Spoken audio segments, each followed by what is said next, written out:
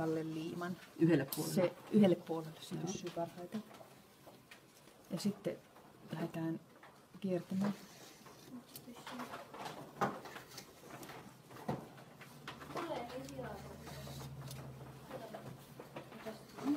Tässä on se hyvä puoli, että täällä on nämä kiinnitykset valmiina.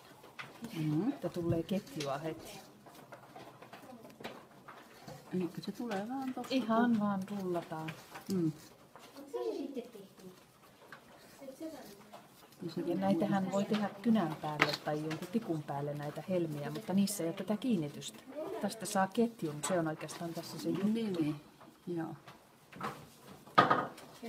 Ja hyvin tiukkaa paini se on. Ja tuosta suikaleesta riippuen sitten minkä näköinen. Niin, kirjan koosta. Mutta sitten seuraava täytyy muistaa. Hyvä verla, ensimmäinen valmis.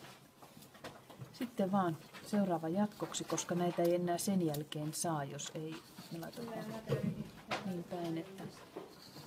No onko tuossa nyt väliä, että miten päin se laittaa?